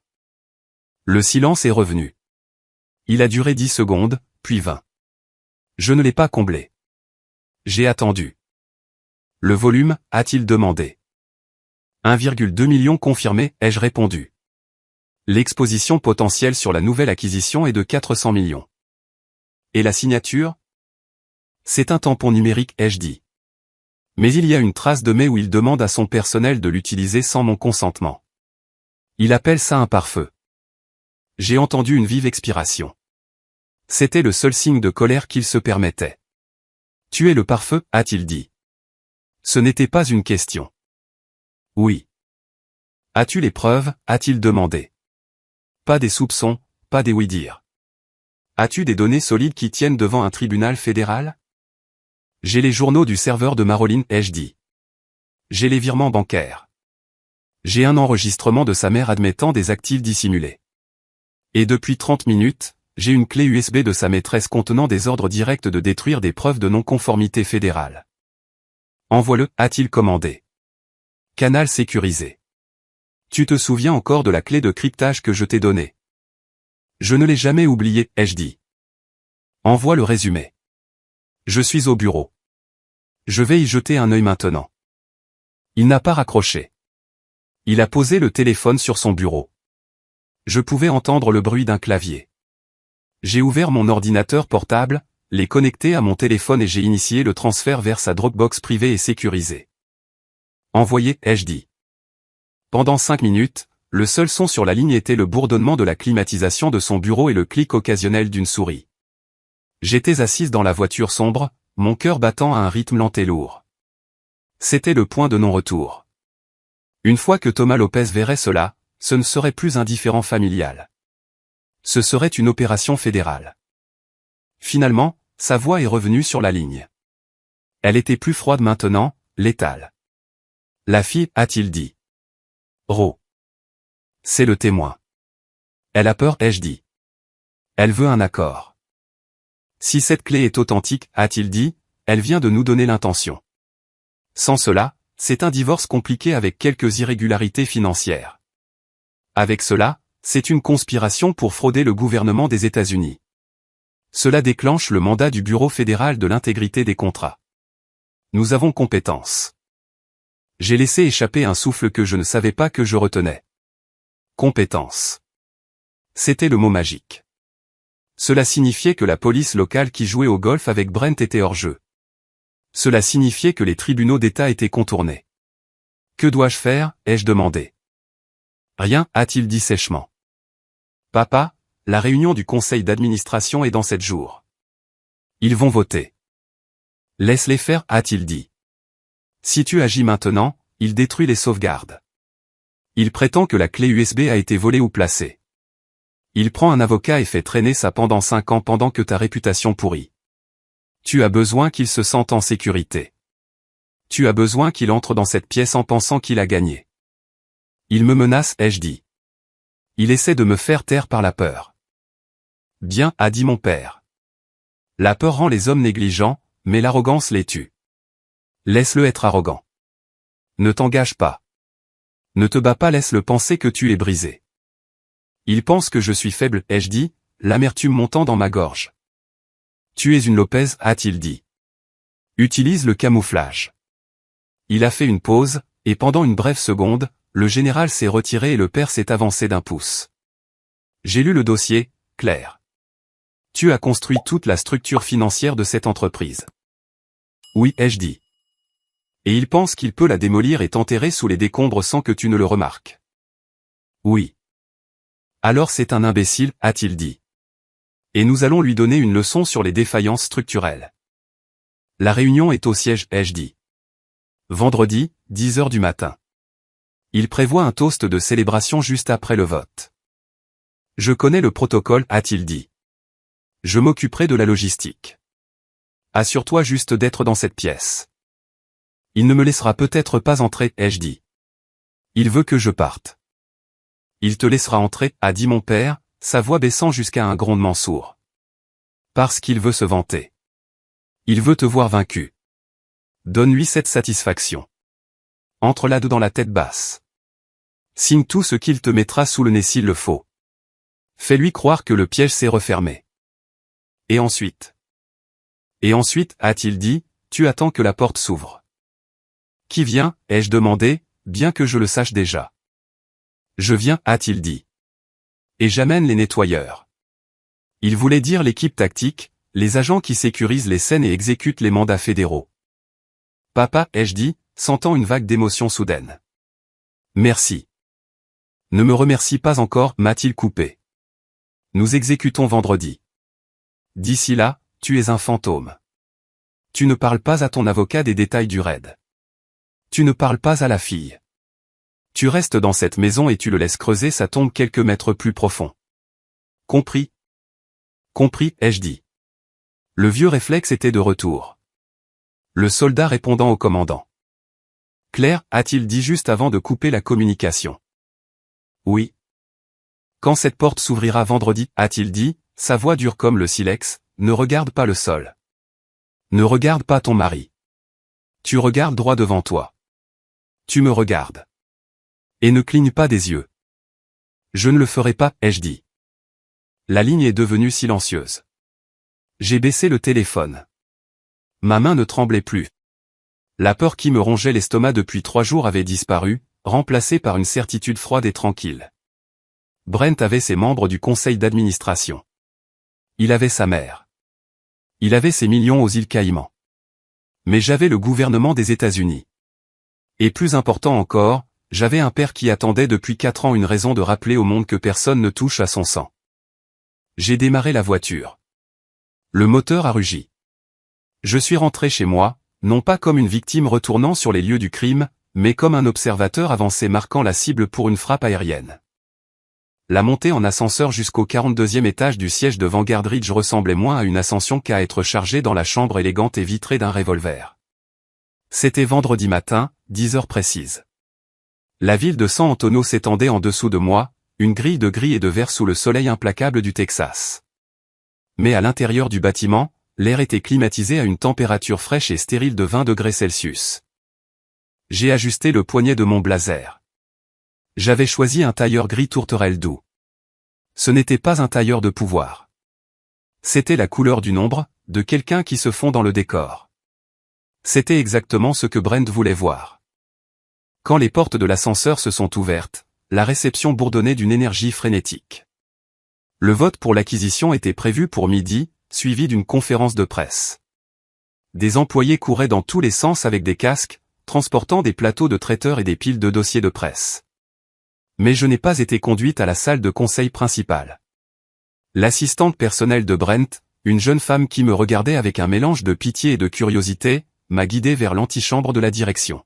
« Monsieur Caldwell vous attend dans le salon privé », a-t-elle dit doucement. Je suis entré.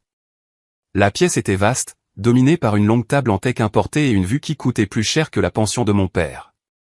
Brent se tenait près de la fenêtre, ajustant sa cravate dans le reflet de la vitre. Il s'est retourné en entrant, affichant un sourire qui n'atteignait pas tout à fait ses yeux. « Claire », a-t-il dit, s'approchant les bras légèrement ouverts comme s'il accueillait une vieille partenaire d'affaires plutôt que la femme qu'il fraudait activement. « Merci d'être venu. Je sais que c'est peu orthodoxe, mais l'équipe juridique a insisté. » Il n'était pas seul. Marilyn était assise dans un fauteuil en cuir dans le coin, ressemblant à une reine régente présidant une exécution. Elle portait une robe rouge sang qui jurait violemment avec les tons neutres de la pièce. Ne prétendons pas que c'est une visite de courtoisie, Brent, a dit Marilyn, sa voix coupant court à sa performance. Elle s'est levée et s'est dirigée vers la table, ses talons s'enfonçant dans la moquette épaisse. Fais-lui signer le papier pour qu'elle puisse partir. Les membres du conseil d'administration arrivent dans 20 minutes. Nous n'avons pas besoin de l'encombrement de ton passé qui traîne. Brent a soupiré, me lançant un regard d'excuse étudiée. Tu sais comment Emer, a-t-il dit doucement. Mais elle a raison sur le timing. Nous devons faire place nette avant le vote. Il m'a fait signe de m'asseoir. J'ai pris le siège en face de lui. J'ai gardé mes mains sur mes genoux, les joignant pour les empêcher de trembler. Pas de peur, mais de l'effort pur de réprimer la rage qui bouillait dans mes veines. Qu'est-ce que c'est, ai-je demandé, ma voix basse. Je pensais avoir tout signé à la fête. Juste une formalité, a dit Brent, faisant glisser un seul document sur le bois poli. C'est un addendum, une confirmation de la renonciation que tu as signée. J'ai regardé le document. Il était intitulé « Déclaration sous serment de renonciation volontaire et de ratification des actes passés ». J'ai lu le premier paragraphe. Ce n'était pas seulement une renonciation. C'était une confession générale. En signant ceci, je déclarais que j'avais une connaissance complète et un contrôle indépendant sur toutes les questions de conformité au cours des 5 dernières années et que je transférais volontairement toute autorité à l'équipe de direction actuelle. C'était le dernier clou. Si je signais ceci, j'assumais rétroactivement la responsabilité de chaque document falsifié, de chaque faux audit de sécurité et de chaque transfert illégal. Je lui tendais une confession signée qu'il pourrait montrer au FBI s'il venait un jour frapper à la porte. Je vois, ai-je dit.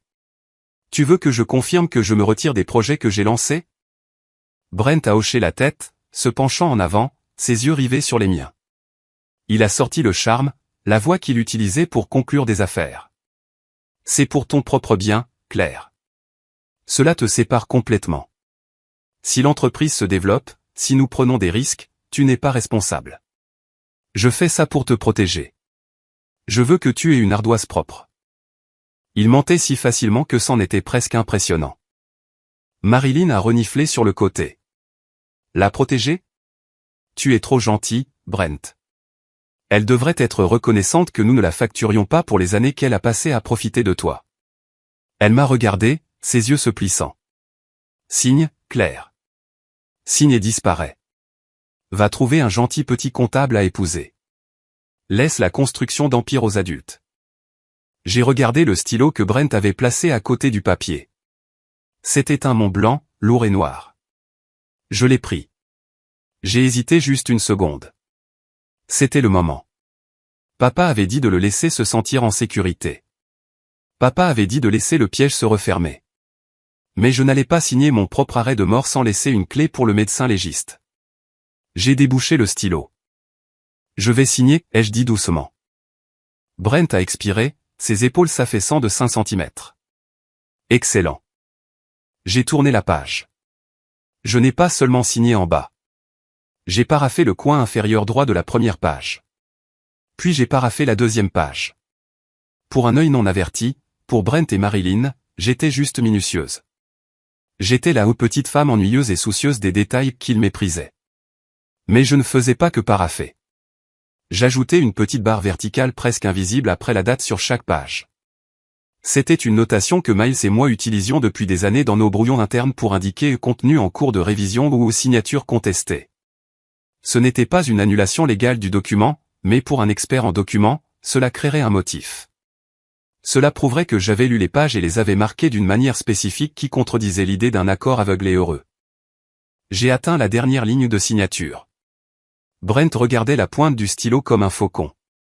Marilyn tapait du pied avec impatience. J'ai écrit mon nom, Claire Lopez Caldwell. J'ai terminé la signature avec une fioriture, tapant le stylo avec un clic sonore qui a résonné dans la pièce silencieuse. J'ai repoussé le document sur la table. Voilà, ai-je dit. Tu es libre de moi. Brent a saisi le papier. Il a parcouru la signature, s'assurant qu'elle était lisible. Un large et lent sourire s'est étendu sur son visage.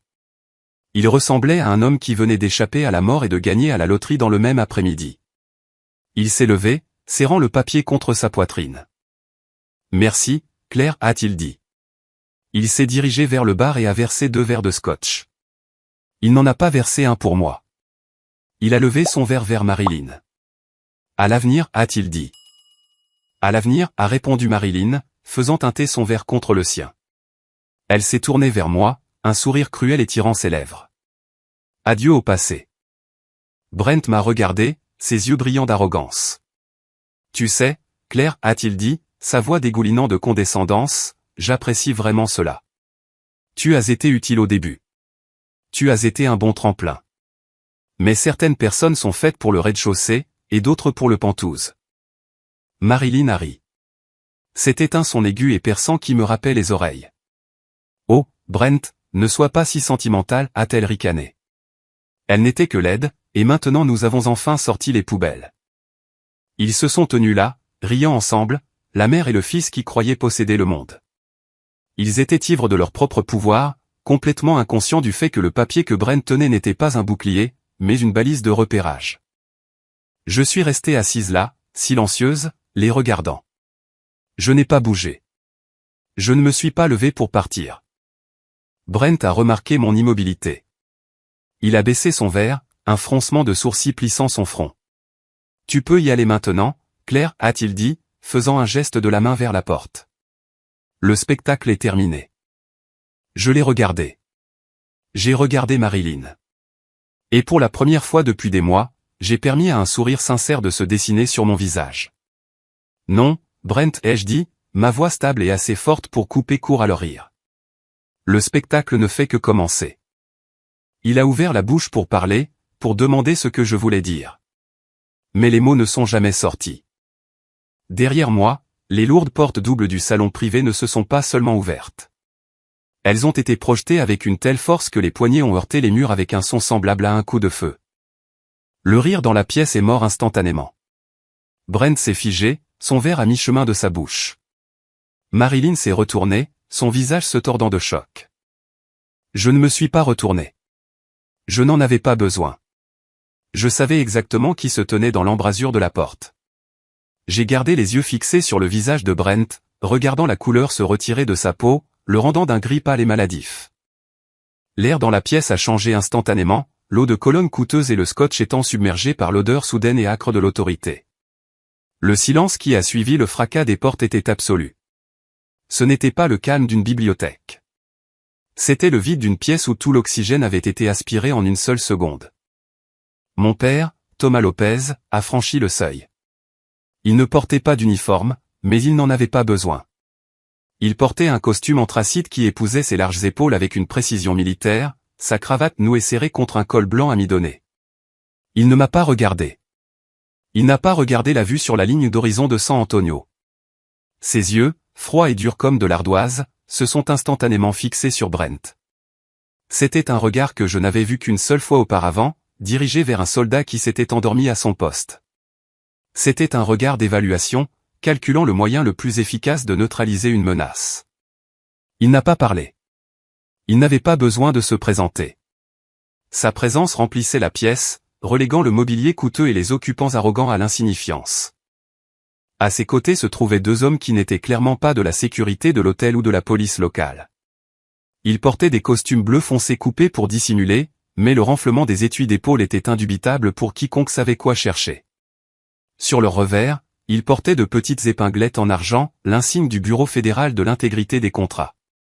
Ils n'ont pas sorti leurs armes, mais leurs mains reposaient près de leur ceinture, leur posture détendue mais enroulée, prête à bondir. Ils se déplaçaient avec une fluidité synchronisée qui criait l'entraînement fédéral. L'un des agents, un homme à la coupe en brosse et au visage taillé dans le granit, s'est avancé. Il a brandi un portefeuille en cuir, l'ouvrant pour révéler un badge en or et une carte d'identité avec photo. « Agents fédéraux », a-t-il annoncé, sa voix plate, portant jusqu'au fond de la pièce sans crier. Nous exécutons un mandat fédéral pour la préservation des preuves et la détention de témoins clés concernant une enquête en cours sur la fraude au marché public et la conspiration contre le département de la Défense. Brent est resté figé, sa main serrant toujours le verre de scotch. Le liquide tremblait, créant de minuscules ondulations qui trahissaient le tremblement de sa main. Son visage était passé de la rougeur de la victoire à un blanc fantomatique et crayeux. Pendant un instant, son cerveau a semblé incapable de traiter le changement de réalité. Il a regardé les agents, puis moi, puis mon père, sa bouche s'ouvrant et se fermant comme un poisson sur un quai. C'est une erreur, a balbutié Brent, sa voix se brisant sur la dernière syllabe. C'est une réunion privée. Vous n'avez aucune juridiction ici. C'est un siège social d'entreprise. L'agent l'a complètement ignoré. Il a légèrement tourné la tête vers son partenaire. Sécuriser les sorties. Personne ne sort. Aucun appareil numérique ne doit être touché. Marilyn, qui était assise comme une reine sur son trône, s'est soudainement mise sur ses pieds. Son visage était un masque d'indignation, mais ses yeux parcouraient la pièce avec la panique d'un animal piégé. « Savez-vous qui nous sommes » a-t-elle crié, sa voix stridente et brisée. « Vous ne pouvez pas simplement débarquer ici avec des armes. Nous sommes les Caldwell. J'aurai vos badges pour ça. J'appellerai le maire. » Elle a fouillé dans son sac à main, vraisemblablement pour attraper son téléphone. Le deuxième agent a bougé. Il a parcouru la distance entre la porte et le fauteuil en 2 longues enjambées. Il ne l'a pas touché, mais il s'est placé directement sur son chemin, la dominant. « Madame, mettez vos mains où je peux les voir » a ordonné l'agent. Son ton n'était pas une demande.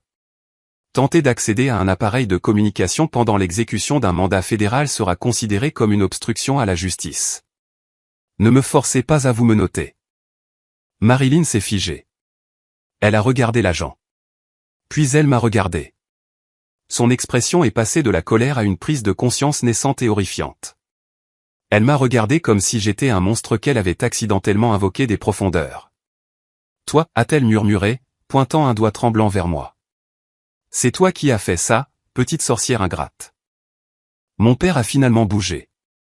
Il a dépassé les agents, dépassé la table où les papiers signés gisaient encore, et s'est arrêté à 1 mètre de Brent. Il n'a pas crié. Il n'a pas levé la main. Il s'est juste tenu là, un monolithe de jugement. Brent, essayant de retrouver un semblant de son autorité, a redressé sa colonne vertébrale. Il a posé le verre sur la table avec un cliquetis.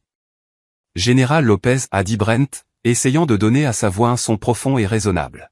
« Je suppose que c'est une sorte de tactique de négociation dramatique de la part de votre fille, mais je vous assure que faire entrer des hommes armés dans mon bureau est... » « Ce n'est pas une négociation » a interrompu mon père. Sa voix était basse, un grondement de tonnerre que l'on sent dans la poitrine. « Et ce ne sont pas mes hommes. Ils appartiennent au gouvernement des États-Unis. Et vous, Brent, êtes sur le point de devenir leur propriété. »« De quoi parlez-vous » a exigé Brent, bien que la sueur perlant sur son front raconte une autre histoire. « Je n'ai rien fait de mal. Mon entreprise est sur le point de conclure une acquisition de 400 millions de dollars. Cette acquisition est construite sur des fondations de sable et d'argent des contribuables volés, a dit l'agent principal.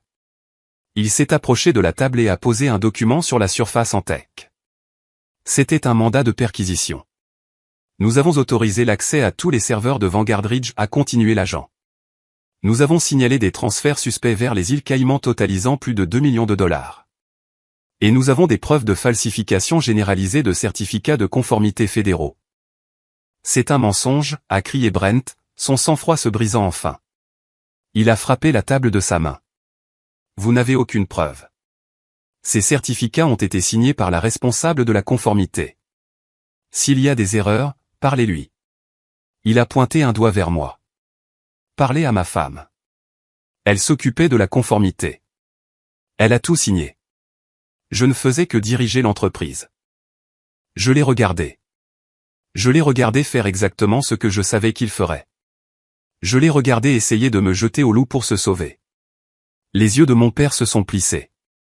La température dans la pièce a semblé chuter de 10 degrés supplémentaires. « Ah oui » a demandé doucement mon père. « Vous prétendez qu'elle a agi seule ?»« Elle les a signés » a hurlé Brent, désespéré maintenant. « Son nom est sur les documents. C'est elle que vous voulez. » L'agent principal s'est retourné vers la porte. « Faites-la entrer » a-t-il commandé dans son micro de revers. La porte s'est de nouveau ouverte. Brent s'est retourné, s'attendant peut-être à un autre agent, ou peut-être à un avocat. Mais c'était Saro qui est entrée. Elle avait l'air petite, entourée par le grand cadre de la porte. Elle était pâle, et elle serrait son sac à main contre sa poitrine comme si c'était un bouclier. Elle n'a pas regardé Brent. Elle a regardé le sol. Tessa, a soufflé Brent, le mot s'échappant de lui comme un pneu crevé. Qu'est-ce que tu fais ici? Dis-leur. Dis-leur que Claire avait accès au serveur. Tessa s'est arrêtée près des agents. Elle a pris une profonde inspiration tremblante. Elle a levé les yeux, ses yeux cernés de rouge mais déterminés. Je ne peux pas faire ça, Brent, a-t-elle dit. Sa voix était calme, mais dans le silence de la pièce, elle était assourdissante. Quoi, a sifflé Brent. Je leur ai donné la clé USB, a dit Tessa. Elle l'a regardé alors, et il n'y avait pas d'amour dans ses yeux, seulement le froid instinct de survie. Celle que tu m'as donnée hier. Celle avec les emails où tu m'ordonnais de supprimer les preuves des faux. Celle où tu m'as dit de piéger Claire. Brent l'a fixée. Sa bouche est tombée. La trahison l'a frappé plus durement que les agents n'auraient jamais pu le faire. Il a reculé d'un pas, s'appuyant contre la fenêtre. Toi, a-t-il murmuré. Petite traîtresse. J'ai fait ce que tu m'as appris, Brent, a dit Tessa, sa voix tremblante. J'ai pensé à moi d'abord. La pièce est retombée dans le silence. La preuve était dans la pièce. Le témoin était dans la pièce. Le piège n'était pas seulement refermé, il était soudé. Mon père a fait un pas de plus vers Brent. Il a envahi l'espace personnel de Brent, forçant Brent à lever les yeux vers un homme qui avait commandé des milliers de soldats. Tu pensais qu'elle était faible, a dit mon père. Il a fait un geste vers moi sans détourner le regard de Brent. Tu pensais que parce qu'elle t'aimait, parce qu'elle te soutenait, qu'elle était douce. Tu as utilisé le nom de ma fille comme un bouclier pour cacher ta propre cupidité. Mon père s'est penché, sa voix baissant jusqu'à un murmure qui portait le poids d'un jour de jugement. Mais tu as oublié une chose à propos des boucliers, mon garçon. Un bouclier est fait d'acier. Et maintenant, le bouclier s'est levé, et tu n'as plus nulle part où te cacher. Brent a regardé mon père. Puis il m'a regardé. L'arrogance avait disparu. Le charme avait disparu.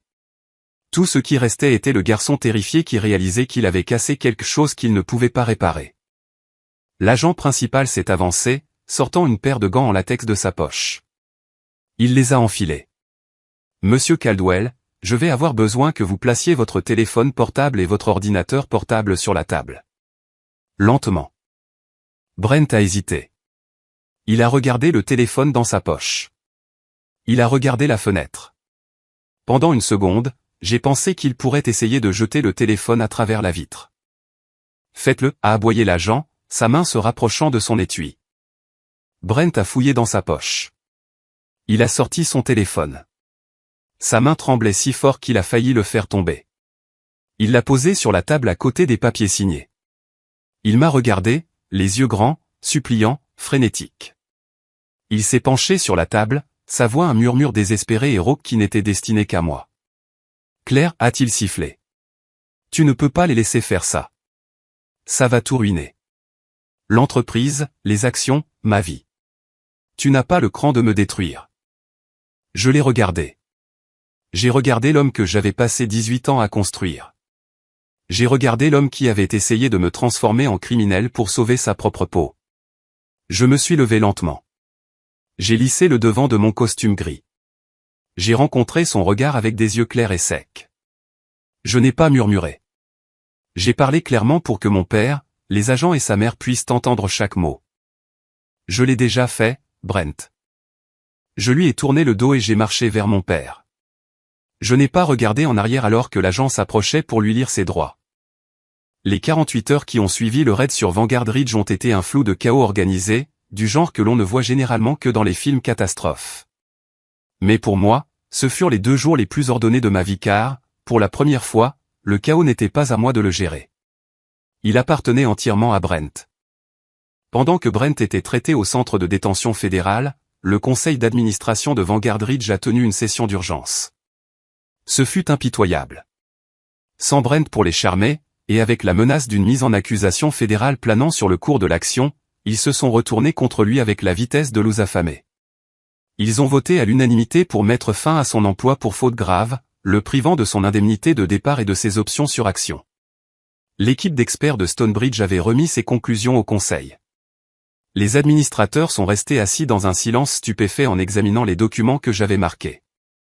Chaque signature falsifiée, chaque faux certificat de conformité et chaque fonds détourné que j'avais signalé dans ma chronologie était corroboré par les serveurs saisis. Je n'étais pas seulement la lanceuse d'alerte, j'avais effectivement fait leur audit interne pour eux. Mon avocat, Miles, ne s'est pas reposé. Il a déposé une requête d'urgence auprès du tribunal des affaires familiales, soumettant le mandat fédéral et la déclaration sous serment de Tessa comme preuve que l'accord de divorce que j'avais signé avait été obtenu par fraude, coercition et dissimulation criminelle d'actifs. Marilyn a essayé de me coincer à l'extérieur de la salle d'audience juste avant l'audience d'urgence. Elle avait l'air plus petite qu'il y a 2 jours. Son tailleur Chanel était froissé, et le venin dans ses yeux avait été remplacé par une panique désespérée et négociatrice. « Claire, attends » a-t-elle dit, tendant la main pour saisir mon bras. Je me suis vivement dégagé. « Ne me touche pas, Marilyn » ai-je dit. « Écoute-moi » a-t-elle sifflé, regardant autour d'elle pour voir si quelqu'un regardait. « Nous pouvons arranger ça. Je peux te donner de l'argent, du vrai argent. J'ai accès à une fiducie que les fédéraux ne connaissent pas encore. Je peux te virer 500 000 $ aujourd'hui. Dis juste au juge que tu t'es trompé. Dis-leur que tu as signé les papiers de ton plein gré. » Je l'ai regardée avec une pitié sincère. Elle pensait toujours que c'était une question d'argent. Elle pensait toujours que tout pouvait être acheté. « C'est fini, Marilyn » ai-je dit. « Pense au nom de la famille » a-t-elle plaidé. « Pense à ce que cela va nous faire. Je doublerai la somme. 1 million de $. J'ai fouillé dans mon sac et j'ai sorti mon téléphone. J'ai navigué jusqu'au mémo vocal que j'avais enregistré dans mon salon, celui où elle admettait les comptes aux Caïmans et se moquait de moi pour ma simplicité. J'ai appuyé sur lecture. Sa propre voix, stridente et arrogante, a résonné dans le couloir. Il a des actifs que tu ne pourrais même pas prononcer complètement invisibles pour le fisc américain. Le visage de Marilyn est devenu de la couleur de la vieille cendre. Elle a cessé de respirer pendant une seconde. Si tu m'approches à nouveau, ai-je dit en me penchant près d'elle, je ferai écouter le reste de cette bande à l'IRS. Je pense qu'il serait très intéressé par ta définition de l'invisible au point. Elle a reculé, sa bouche s'ouvrant et se fermant sans mot avant de se retourner et de fuir dans le couloir.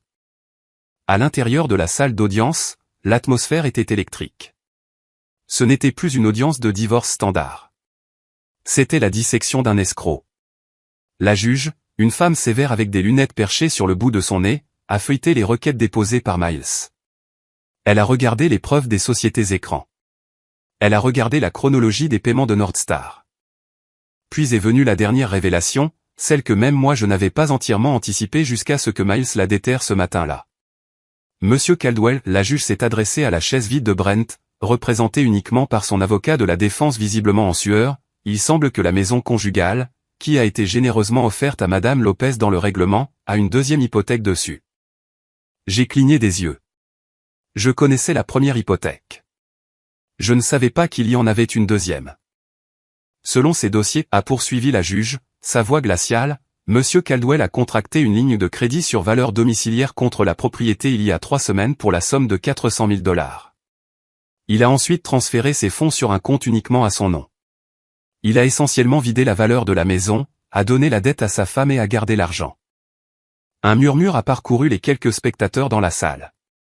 C'était si mesquin, si vindicativement cupide que cela a choqué même le sténographe judiciaire chevronné. Il n'avait pas seulement voulu me laisser sans rien. Il avait voulu me laisser dans le négatif. Il avait voulu me noyer dans les dettes pendant qu'il s'éloignait sur mon argent. C'est de la mauvaise foi, pure et simple, a statué la juge en frappant son marteau. La décision est tombée comme un coup de masse. Le règlement initial a été annulé immédiatement. La juge a ordonné une comptabilité juricomptable complète de tous les biens matrimoniaux, y compris les comptes aux Caïmans. Elle a gelé les actifs personnels restants de Brent pour s'assurer que je reçoive ma juste part. Elle lui a ordonné de rembourser immédiatement les hypothèques sur la maison ou de me transférer des actifs liquides équivalents pour couvrir la dette. Et puis elle a ajouté le coup de grâce. Compte tenu de la nature flagrante de la conduite de Monsieur Caldwell et de sa tentative d'utiliser ce tribunal pour promouvoir une entreprise criminelle, il est condamné à payer 100% des frais de justice de Madame Lopez. Je suis sorti de la salle d'audience en me sentant plus légère que je ne l'avais été en 20 ans. En arrivant dans le hall, les marshals escortaient Brent hors d'une pièce latérale où il avait été autorisé à s'entretenir avec son avocat. Il portait maintenant une combinaison orange, les menottes à ses poignets cliquetant doucement. Il avait l'air hagard. L'éclat du Golden Boy avait disparu, effacé par les dures lumières fluorescentes de la réalité. Il s'est arrêté quand il m'a vu. Le marshal a tiré sur son bras, mais il a planté ses pieds. « Claire, a-t-il dit. » Sa voix était rauque. Je me suis arrêté. Je ne lui devais rien, mais je voulais qu'il me voie une dernière fois. « Tu m'as ruiné, a-t-il murmuré, secouant la tête avec incrédulité. J'ai construit un empire. Je t'ai donné une vie. Et tu as tout réduit en cendres. Tu m'as détruit. Je l'ai regardé dans les yeux. Je ne ressentais plus de colère. Je ne ressentais pas de tristesse. Je ressentais juste un profond sentiment de clarté. Non, Brent, ai-je dit, ma voix stable et calme. Je ne t'ai pas détruit. J'ai juste arrêté de te couvrir. Tu as fait le reste tout seul. Le marshal l'a emmené. Il a trébuché, les épaules affaissées, et a disparu derrière les lourdes portes de sécurité. Je me suis tourné vers la sortie. Près des portes vitrées, regardant la pluie qui avait enfin cessé, se tenait mon père. Il ne portait pas son costume aujourd'hui. Il portait un simple imperméable et un pantalon décontracté. Il ressemblait moins à un général et plus à un papa. Je me suis approché de lui. Dans un film, ce serait le moment où nous nous serrerions dans les bras, pleurerions et résoudrions 4 ans d'éloignement avec un montage. Mais nous étions des Lopez. Nous ne faisions pas de montage. Il m'a regardé. Il a vu la façon dont je me tenais, le dos droit, le menton levé. Il a vu que je ne m'étais pas effondré sous la pression. « Tu t'es bien débrouillé là-dedans, a-t-il dit. »« Merci, papa, ai-je répondu. » Il a hésité un instant, puis a tendu la main et a posé une main lourde et chaude sur mon épaule. Il l'a serrée fermement une fois. « Tu as gardé ton sang-froid, a-t-il dit. » C'est la partie la plus difficile. C'était le plus grand compliment qu'il pouvait faire. Il m'a ouvert la porte et nous sommes sortis sur les marches du palais de justice. L'orage était passé, et l'air sentait le pavé mouillé et l'ozone. C'était frais. C'était propre. J'ai pris une profonde inspiration, remplissant mes poumons avec cet air. Pendant 18 ans, je m'étais faite petite pour que Brent puisse se sentir grand. J'avais fait taire ma propre voix pour que la sienne puisse résonner. J'avais caché mon intelligence pour qu'il ne se sente pas menacé. Mais en descendant ces marches, le soleil perçant à travers les nuages, j'ai réalisé que je n'avais plus à me rabaisser. Le monde était assez grand pour moi, tel que j'étais. Merci beaucoup d'avoir écouté mon histoire. J'espère vraiment que vous avez apprécié de voir la justice rendue autant que j'ai apprécié de la vivre. J'adorerais savoir d'où vous nous écoutez, alors s'il vous plaît, laissez un commentaire ci-dessous avec votre pays ou votre ville. Voyons jusqu'où cette histoire voyage. Et si vous voulez entendre plus d'histoires sur le retour du karma, veuillez vous abonner à la chaîne Olivia Revenge Stories, aimer cette vidéo, et appuyer sur le bouton de notification pour aider cette histoire à atteindre encore plus de personnes. Votre soutien compte énormément pour moi.